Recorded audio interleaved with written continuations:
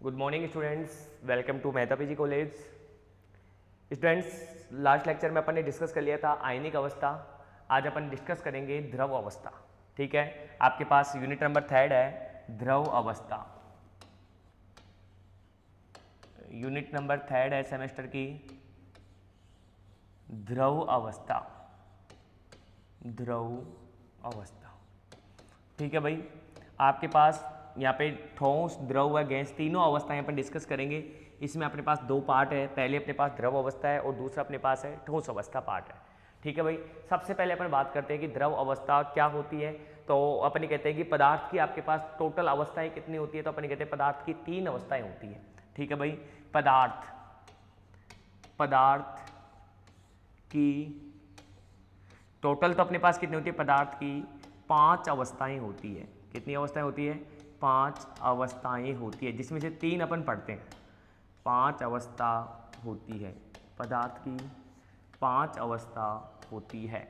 ठीक है भाई, जिसमें से आपके पास कौन कौन सी होती है। तो फर्स्ट अवस्था की मैं बात करूं तो पहली अवस्था अपने पास होती है ठोस अवस्था।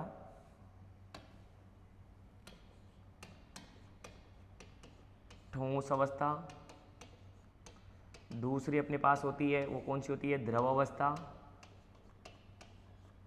द्रव अवस्था। और तीसरी अपने पास होती है, वो कौन सी होती है, गैस अवस्था।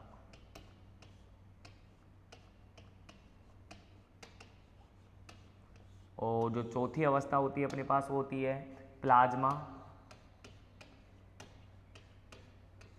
और पांचवी अवस्था अपने पास जो होती है वो होती है बोर आइंस्टीन।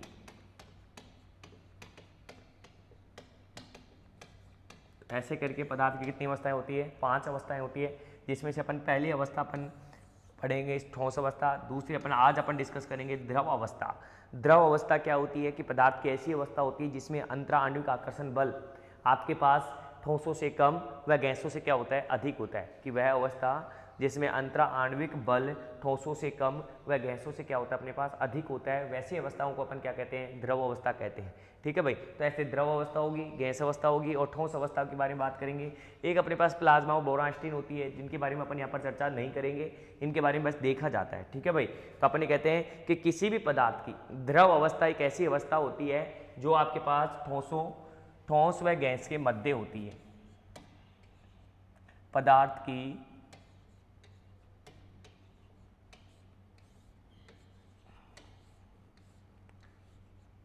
द्रव अवस्था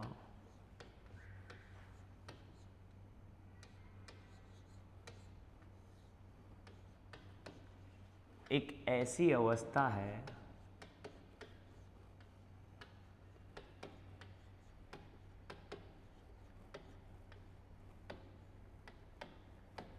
पदार्थ की द्रव अवस्था एक ऐसी अवस्था है जो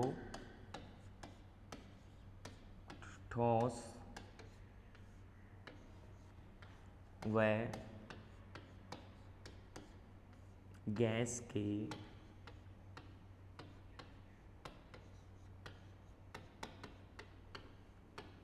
मध्यवर्ती होती है।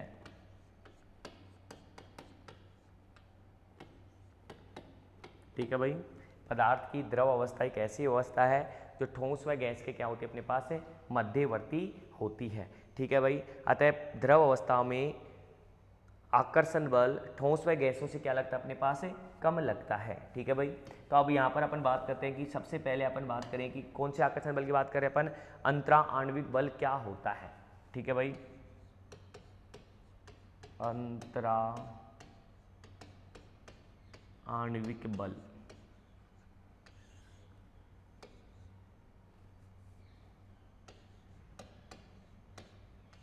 अंतरा आणविक बल, ठीक है भाई, अंतरा आणविक बल किसे कहते हैं, तो अपन कहते हैं वे बल जो उदासीन अणुओं के मध्य लगता है। ठीक है भाई, अंतरा आणविक बल क्या होता है कि वे बल जो उदासीन अणुओं के मध्य लगता है। वे बल जो उदासीन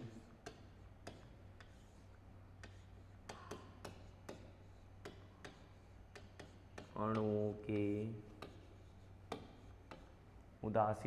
के मध्य लगता है, वह बल जो उदासीन अणुओं के मध्य लगता है। ऐसा बल जो कहाँ पर लगता है अपने पास, उदासीन अणुओं के मध्य लगता है, अंतरा आणविक बल कहलाते हैं।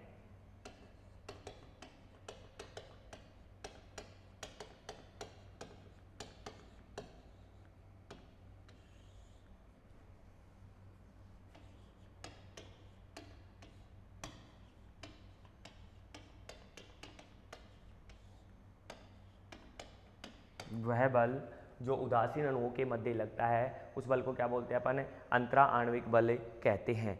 ये बल इतने प्रबल नहीं होते हैं, ठीक है भाई, ये बल इतने प्रबल नहीं होते हैं, ये बल इतने प्रबल नहीं होते हैं, ये बल इतने प्रबल नहीं होते हैं, ठीक है भाई, कि बल इतने प्रबल नहीं होते हैं, ठीक है भाई, कि द्रवों के अणुओं को दृढ़ता से बांध सके, कि द्रवों के अणुओं को दृढ़ता से बांध सके।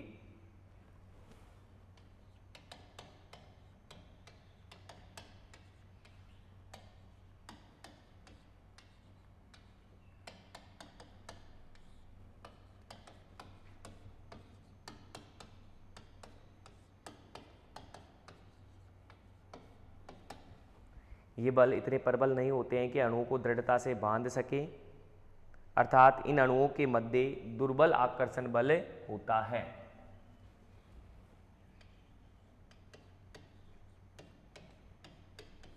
अर्थात इन अणुओं के मध्य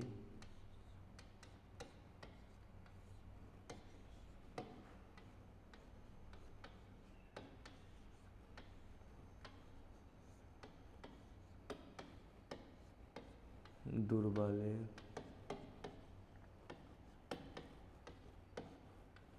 आकर्षण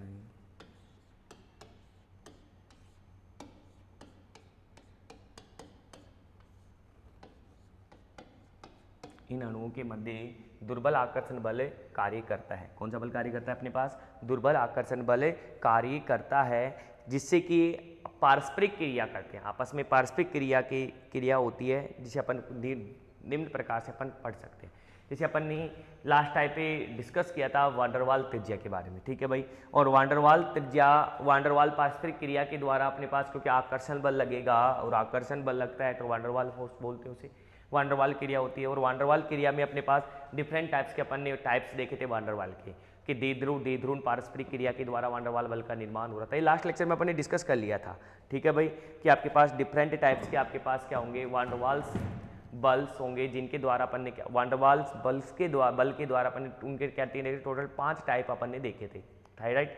और उन वांडरवाल बलों की प्रतिक्रिया के द्वारा अपन आकर्षण बल की क्या करता है, अध्ययन करते हैं, ठीक है भाई, क्योंकि अपन ये कहते हैं कि द्रव, ठोस, द्रव व गैस, इनके बीच में गैप पाया जाता है, और उन गैपों की वजह से ही अपन उनके क्या करते हैं, उनकी संरचनाओं की का अध्ययन किया जाता है। आगे जाके इनके स्ट्रक्चर्स के एविडेंस मिलेंगे कि द्रव अवस्था ऐसी होती है, उसके क्या क्या एविडेंस होते हैं, वो अपन आगे जाके क्या करेंगे, डिस्कस करेंगे, ठीक है भाई। तो यदि मैं कहूँ आपके पास कि द्रवों के मध्य अपने पास अंतराण्विक आकर्षण बल क्या होता है, कम कार्य करता है, इसलिए अंतराण्विक आकर्षण बल गैसों से कम है, वह ठोसों से क्या होता है, अधिक होता है, इसलिए इनमें थोड़ा सा क्या हो जाता है, गैप रह जाता है। क्या हो जाता है, इसमें थोड़ा सा गैप होता है, और ऐसी अवस्था अपने पास क्या कहलाती है, द्रव अवस्था कहलाती है, राइट, कि थोड़ा सा अपने पास यहाँ पर क्या प्रेजेंट हो जाता है, गैप प्रेजेंट हो जाता है, इसलिए ऐसी अवस्था अपने पास क्या कहलाती है, द्रव अवस्था कहलाती है। कौन सी अवस्था कहलाती है, वो द्रव अवस्था कहलाती है, कि आपके पास इनके मध्य लगने वाला आकर्षण बल अपने पास क्या हो जाता है, कम हो जाता है, ठीक है भाई। तो नेक्स्ट अपने पास है वांडरवाल पारस्परिक त्रिज्या, या वांडरवाल पारस्परिक क्रिया क्या होती है, वांडरवाल पारस्परिक क्रिया,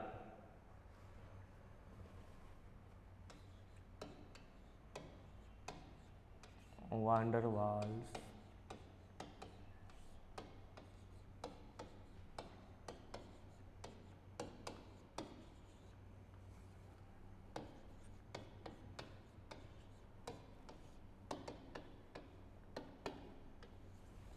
वान डेर वाल पारस्परिक क्रिया। यदि अपन वान डेर वाल पारस्परिक क्रिया क्या हो तो उदासीन अणुओं के मध्य उनकी पारस्परिक क्रिया से उत्पन्न अंतराण्विक बल ही उदासीन अणुओं के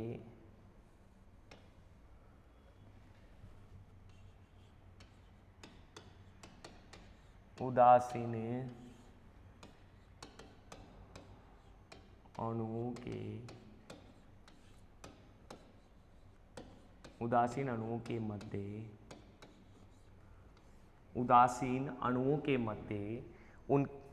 अणुओं के मध्य उनकी पारस्परिक क्रिया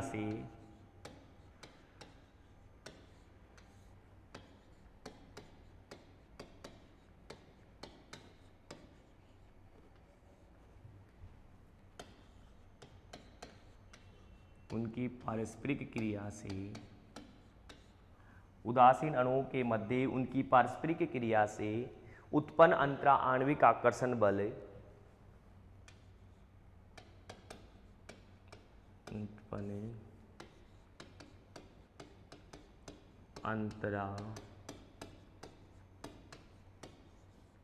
आणविक आकर्षण बल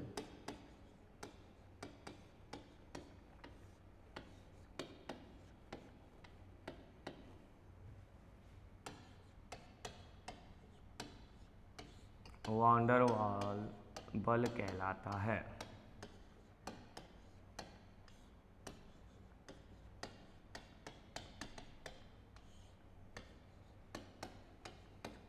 उत्पन्न आकर्षण बल क्या कहलाता है अपने पास?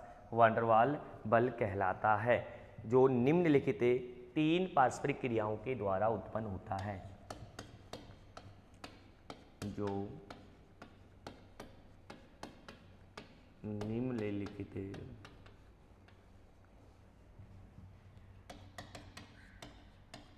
3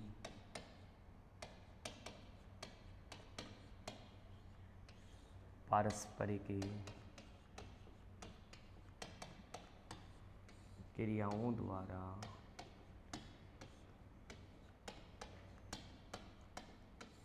उत्पन्न होता है। ठीक है भाई, सबसे पहली पारस्परिक क्रिया कौन सी होगी? तो अपन पहली पारस्परिक क्रिया की मैं बात करूँ आपके सामने, तो आपके पास पहले नंबर की जो पारस्परिक क्रिया होगी वो होगी अपने पास द्विध्रुव पारस्परिक क्रिया। द्विध्रुव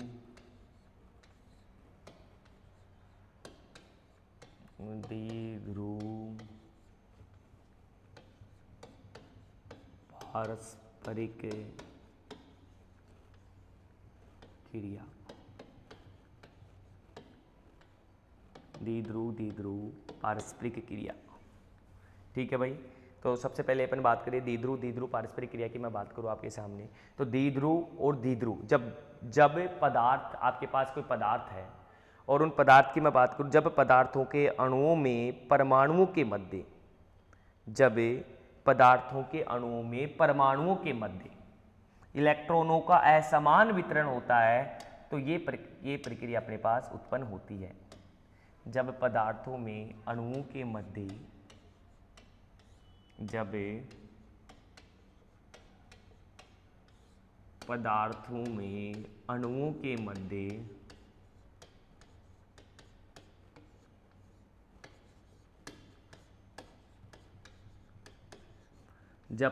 में अणुओं के मध्य इलेक्ट्रॉनों का वितरण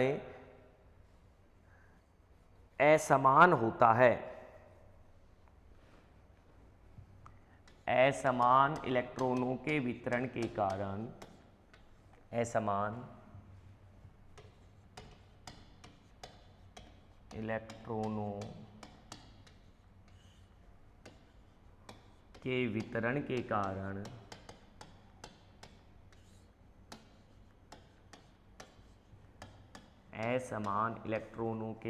के कारण क्या उत्पन्न हो जाती है अपने पास? असममिति पैदा होती है।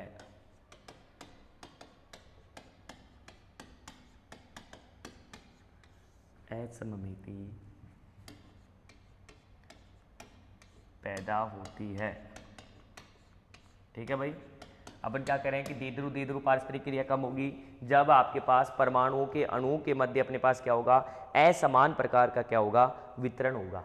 और असमान प्रकार का वितरण होगा और उनके मध्य जो पारस्परिक क्रिया होगी है, उस पारस्परिक क्रिया के द्वारा अपने पास किसका निर्माण होता है, द्विध्रुव पारस्परिक क्रिया। जैसे मैं कहूँ आपके पास द्विध्रुव पारस्परिक क्रिया में यदि अपन बात करें, जैसे आपके पास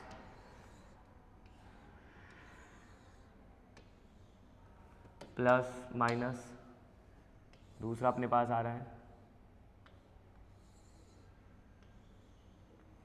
माइनस प्लस,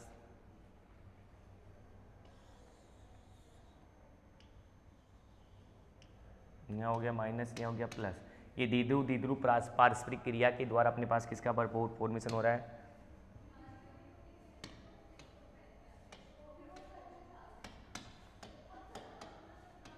द्विध्रुव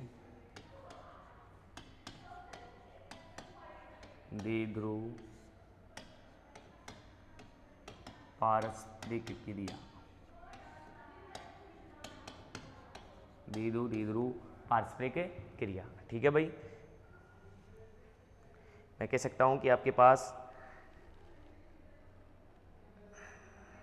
दो अभिविन्यास, आपके पास ऐसे परमाणु जिनमें अणु में स्थायी द्विध्रुव आघूर्ण होता है, ऐसे परमाणु, ऐसे पदार्थ जिनमें अणु में स्थायी द्विध्रुव आघूर्ण उपस्थित होता है, स्थायी द्विध्रुव आघूर्ण उपस्थित होता है, वो ऐसे प्रकार के अपने पास क्या करते हैं, द्विध्रुव पारस्परिक क्रिया अपने पास उसमें संपन्न होती है। कैसे पदार्थ जिनमें अणुओं में अपने पास क्या होता है भाई, द्विध्रुव आघूर्ण क्या होता है, उपस्थित होता है। जैसे HF, H2O, ठीक है भाई, ये NH3, ये अपने पास क्या होता है कि ऐसे पदार्थों में अपने पास क्या होती है कि स्थायी द्विध्रुव आघूर्ण उत्पन्न होता है और इन्हीं में अपने पास क्या होती है, द्विध्रुव आघूर्ण क्या होता है अपने पास है, प्रेरित होता है। ठीक है भाई, दूसरा अपने पास है द्विध्रुव प्रेरित द्विध्रुव आकर्षण बल। ठीक है भाई, पारस्परिक क्रिया, द्विध्रुव प्रेरित द्विध्रुव पारस्परिक क्रिया, द्विध्रुव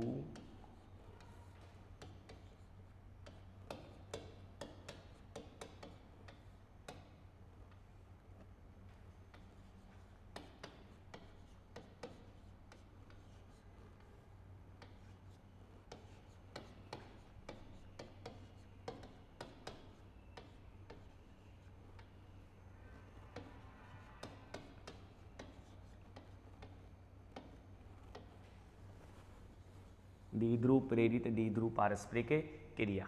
ठीक है भाई, यदि मैं द्विध्रुव प्रेरित द्विध्रुव पारस्परिक क्रिया की बात करूं तो अपन कैसे, कोई भी ध्रुवीय अणु अध्रुवीय अणु को ध्रुवित कर सकता है। ठीक है भाई, साइंटिस्ट पिटजर के अनुसार कोई भी ध्रुवीय अणु किसी अध्रुवीय अणु को क्या कर सकता है, अपने पास है उसे अपनी ओर ध्रुवित कर सकता है। साइंटिस्ट पिटजर या डेबाई भी ने भी यही कहा था, पीटर डेबाई जो साइंटिस्ट है उन्होंने कहा था कि पीटर डेबाई के अनुसार कोई भी ध्रुवीय अणु अध्रुवीय अणु को अपनी ओर क्या कर सकता है, प्रेरित कर सकता है, जिसके द्वारा ये पारस्परिक क्रिया अपने पास एक दूसरे के नजदीक आ जाते हैं और नजदीक आने के बीच में उनके बीच में क्या होती है, द्विध्रुव प्रेरित द्विध्रुव पारस्परिक क्रिया क्या होती है, अपने पास है संपन्न होती है। ठीक है भाई,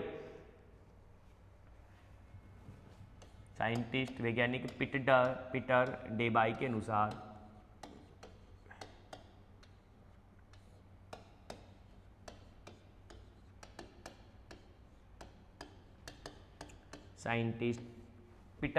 के अनुसार कोई भी ध्रुवीय अणु अध्रुवीय अणु को कोई भी ध्रुवीय अणु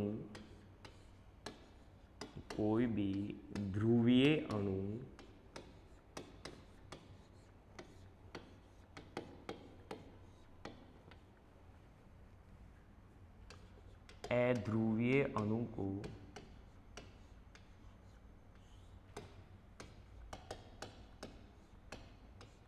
कोई भी ध्रुवीय अणु अध्रुवीय अणु को ध्रुवित कर सकता है। कोई भी ध्रुवीय अणु अध्रुवीय अणु को क्या कर सकता है, अपने पास है ध्रुवित कर सकता है। ठीक है भाई, अर्थात ये दोनों ध्रुवीय अध्रुवीय अणु एक दूसरे के नजदीक आ जाते हैं, अर्थात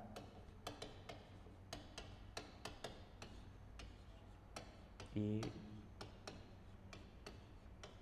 ध्रुवीय एवं अध्रुवीय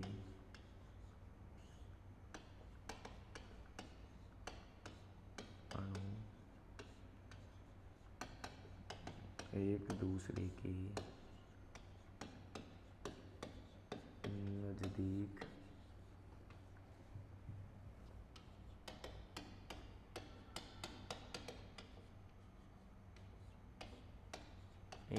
के नजदीक आ जाते हैं। ध्रुवीय अणु अध्रुवीय अणु एक दूसरे के नजदीक आ जाते हैं तो ध्रुवीय अणु अध्रुवीय अणु को विपरीत आवेश द्वारा प्रेरित करता है। तो ध्रुवीय अणु अध्रुवीय अणु को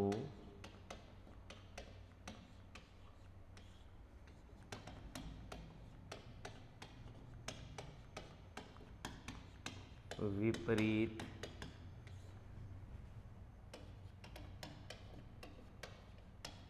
आवेश द्वारा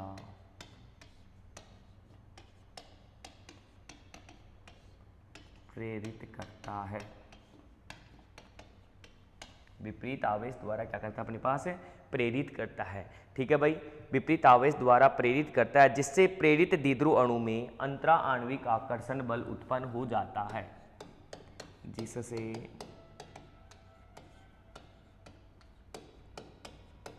प्रेरित द्विध्रुव में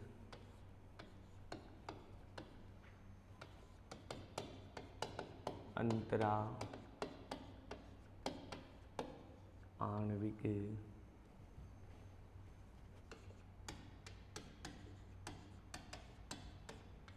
आकर्षण बल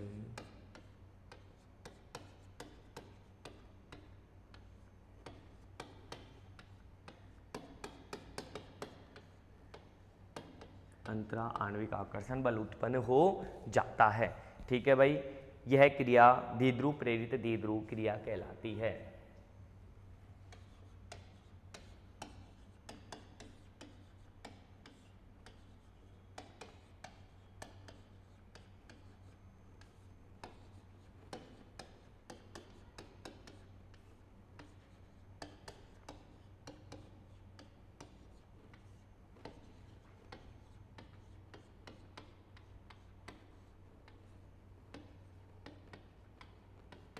ठीक है भाई, चले तो अपन बोलते हैं जैसे पोलर मॉलिक्यूल आपके पास और एक नॉन पोलर मॉलिक्यूल है। जैसे ये आपके पास हो गया पोलर मॉलिक्यूल,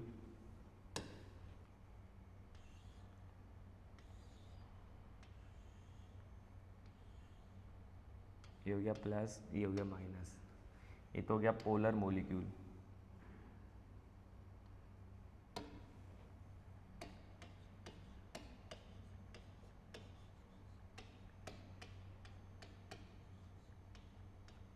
और एक अपने पास हो गया नॉन पोलर मॉलिक्यूल।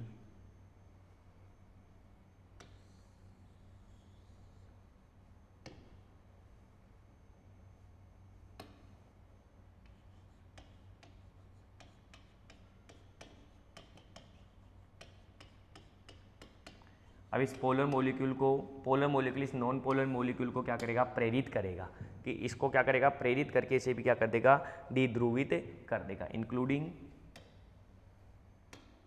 आपके पास इसे प्रेरित कर चुका और इस प्रेरण की वजह से इनमें भी क्या हो जाता है, द्विध्रुव उत्पन्न हो जाता है। ठीक है भाई, इंक्लूड डाइपोल माइनस प्लस, और यहाँ पर अपने पास क्या हो जाएगा, माइनस माइनस माइनस माइनस, और ये हो जाएगा प्लस प्लस प्लस प्लस। द्विध्रुव आघूर्ण क्या कर देता है, उसमें उत्पन्न कर देता है। ऐसे इसी पारस्परिक क्रिया को अपन क्या कहते हैं, द्विध्रुव प्रेरित द्विध्रुव पारस्परिक क्रिया। लास्ट एक अपने पास होती है तीसरी, प्रेरित द्विध्रुव पारस्परिक क्रिया। मतलब एक अध्रुवीय अणु एक ध्रुवीय अणु को क्या कर रहा है, अपने पास प्रेरित कर रहा है, और एक होता है प्रेरित द्विध्रुव प्रेरित पारस्परिक क्रिया, कि दोनों ही आपके पास क्या हो रहे हैं, प्रेरित कर रहे हैं, द्विध्रुव आघूर्ण को एक दूसरे को क्या कर रहे हैं, प्रेरित कर रहे हैं। जो नेक्स्ट अपने पास होती है आयन द्विध्रुव पारस्परिक क्रिया। तीसरी कौन सी होती है अपने पास, आयन द्विध्रुव पारस्परिक क्रिया, जो कि आपके पास वान डर वाल बल में ही अपन को देखी जाती है। ठीक है भाई, तो प्रेरित द्विध्रुव पारस्परिक क्रिया, प्रेरित द्विध्रुव पारस्परिक क्रिया, प्रेरित द्विध्रुव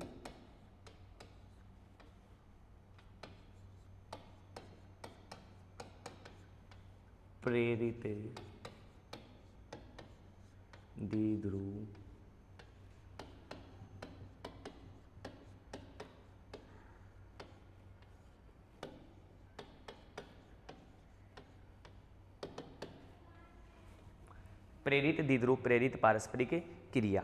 ठीक है भाई। अब अपन यदि प्रेरित द्विध्रुव प्रेरित की पारस्परिक क्रिया की बात करें तो अपन ये कह सकते हैं कि आपके इसमें जो द्विध्रुव आघूर्ण आपके पास उत्पन्न होगा वो अंतराण्विक आकर्षण बल के कारण उत्पन्न होता है, जिसे अपन लंदन बल या अपन इसे किसके आधार पर जानते हैं, प्रेरित द्विध्रुव प्रेरित आकर्षण बल को अपन दूसरा नाम क्या बोलते हैं, लंदन बल के नाम से भी जाना जाता है, क्योंकि भौतिक वैज्ञानिक के फ्रिज लंदन ने क्वांटम यांत्रिकी का उपयोग करके, भौतिक वैज्ञानिक फ्रिज लंदन ने क्वांटम यांत्रिकी का उपयोग करके आपको आइडेंटिफाई किया था अपने पास प्रेरित द्विध्रुव प्रेरित पारस्परिक क्रिया को। ठीक है भाई। तो ये भी आपके पास सिमिलर अपने पास ये क्या करती है, अपने पास प्रेरित करती है द्विध्रुव आघूर्ण आकर्षण बल को। ठीक है भाई, कि एक स्थायी द्विध्रुव आघूर्ण एक अस्थायी द्विध्रुव आघूर्ण के मध्य अंतराण्विक आकर्षण बल का क्या हो जाता है, उत्पन्न हो जाता है। कि एक अस्थायी द्विध्रुव आघूर्ण आपके पास है, एक अस्थायी द्विध्रुव आघूर्ण के मध्य एक अस्थायी द्विध्रुव आघूर्ण के मध्य द्विध्रुव आघूर्ण के मध्य अंतरा आणविक आकर्षण बल उत्पन्न हो जाता है।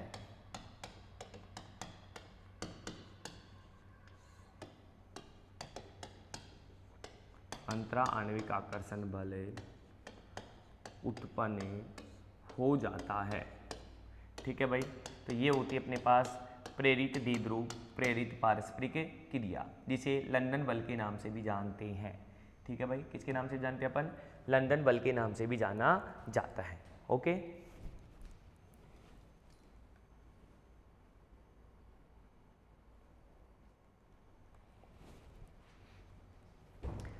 उसके बाद में यदि अपन डिस्कस करें तो हाइड्रोजन बंध के बाद में अपन ने इसमें एक टॉपिक्स अपने पास हाइड्रोजन बंध भी है, और हाइड्रोजन बंध के बारे में अपन ने लास्ट लेक्चर में डिस्कस कर लिया था। ठीक है भाई। उसके क्योंकि हाइड्रोजन बंध की मैं बात करूँ तो हाइड्रोजन बंध कितने प्रकार के होते हैं, तो अपन ने ये पढ़ चुके हैं कि हाइड्रोजन बंध 2 प्रकार के होते हैं। क्योंकि यहाँ पर क्या पाया जाता है, हाइड्रोजन बंध भी क्योंकि द्रव अवस्था पढ़ रहे हैं, और द्रव अवस्था में अपने पास हाइड्रोजन बंध का भी अहम रोल होगा, क्योंकि लिक्विड में अपन ने कोई कंपाउंड को डिजोल्व करेंगे, और डिजोल्व करने के बाद में वो कंपाउंड सोल्यूबल हो रहा है या नहीं हो रहा है, मतलब उस द्रव अवस्था की स्टैटिक अवस्था अपन को देखनी है, मतलब उस द्रव अवस्था को अपन को चेक करना है, तो उसकी पारस्परिक क्रिया अपन को देखनी है, तो उसमें हाइड्रोजन बंध भी अपने पास ऑब्जर्व होता है, जो अपन पढ़ चुके हैं कि हाइड्रोजन बंध क्या होता है, हाइड्रोजन बंध के कितने प्रकार होते हैं अपन देख चुके हैं, हाइड्रोजन बंध के टाइप्स होते हैं, उनके प्रभावित करने वाले कारकों को भी अपन ने क्या कर चुके हैं, डिस्कस कर चुके हैं, तो वो अपने लास्ट लेक्चर में है।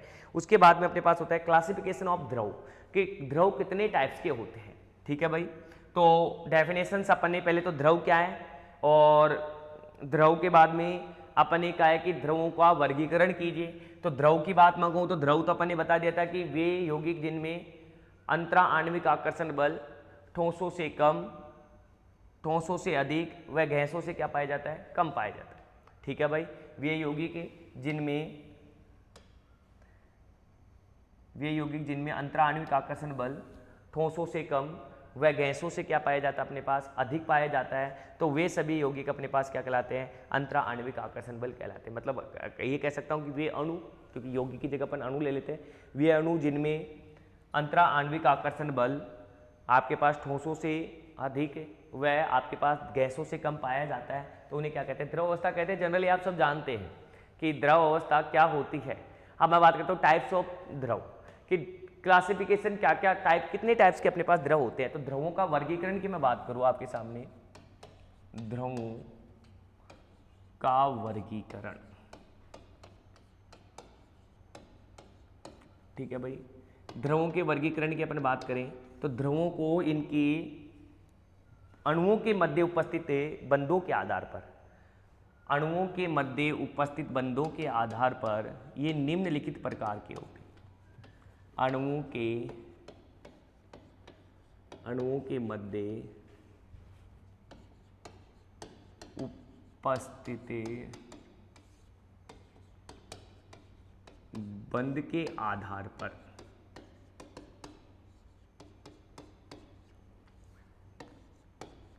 हाँ जी भाई, कितने टाइप्स के होते हैं? तो पहला अपन ये कहेंगे कि बंधों के आधार पर अपने पास ये कौन सा हो गया? आयनिक द्रव। कौन सा हो जाएगा? आयनिक द्रव।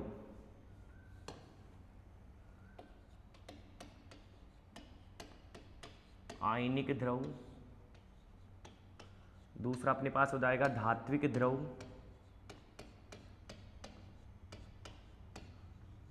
धात्विक द्रव। तीसरा अपने पास हो जाएगा सहसंयोजक द्रव।